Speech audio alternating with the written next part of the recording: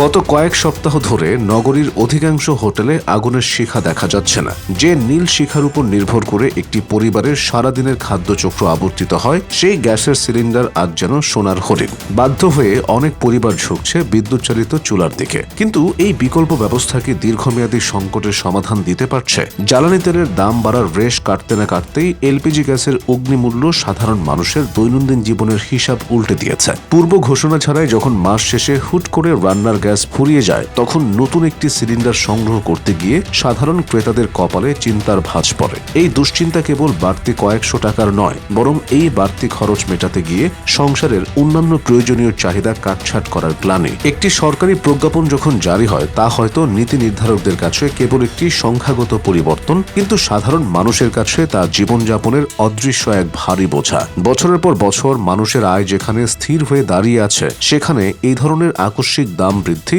সংসারের ভারসাম্য নষ্ট করে দিচ্ছে। অনেক পরিবার হয়তো টেরও পায় না ঠিক কখন তাদের রান্নার খরচ কিংবা বাসা ভাড়ার চাপে পিষ্ট হতে হচ্ছে, কিন্তু মাস শেষে যখন টানাপোড়েন শুরু হয়, তখন জীবন চালানোই দায় হয়ে পড়ে। সাম্প্রতিক সময়ে এই পরিস্থিতির সাথে যুক্ত হয়েছে এলপিজি সিলিন্ডারের তীব্র সংকট। একদিকে আকাশচুম্বী দাম, অন্যদিকে বাজারে সিলিন্ডারের অপ্রতুলতা। এই দুইয়ের জাতাকলে পিষ্ট হচ্ছে সাধারণ মানুষ। এর উপর যোগ হয়েছিল ব্যবসায়ীদের ধর্মঘট।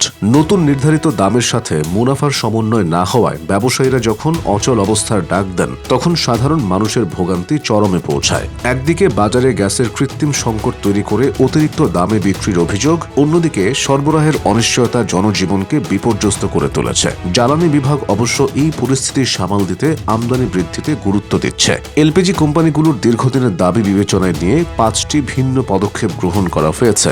বেশ কিছু প্রতিষ্ঠান ইতিমধ্যে নতুন করে আমদানির প্রক্রিয়া শুরু করেছে। তবে সরবরাহ ব্যবস্থা পুরোপুরি স্বাভাবিক হতে আরও কিছুটা সময় লাগতে পারে বলে ধারণা করা হচ্ছে। LPG operators association of Bangladesh লোয়াবের তথ্য অনুযায়ী গত বছরে বাজারে সিংহভাগ এলপিজি আমদানি করেছে হাতে গোনা 5টি কোম্পানি। 18 লাখ টনেরও বেশি এলপিজি ব্যবহারের বিপরীতে আমদানির এই ভারসাম্যহীনতা সংকটকে আরও ঘনীভূত করেছে। অবশেষে দীর্ঘ প্রতীক্ষার পর এলপিজি ব্যবসায়ীদের পক্ষ থেকে ধর্মঘট প্রত্যাহারের ঘোষণা এসেছে। বাংলাদেশ এনার্জি রেগুলেটরি কমিশনের চেয়ারম্যান জালাল আহমেদের সঙ্গে এক ফলপ্রসূ বৈঠকের পর এই সিদ্ধান্ত নেওয়া হয়। ব্যবসায়ীদের এই পিছুটান হয়তো সাময়িকভাবে বাজারে অস্থিরতা কমাবে, কিন্তু দীর্ঘস্থায়ী স্বস্তি কি ফিরবে? এই প্রশ্নের উত্তর সময়ের হাতে তোলা রইল।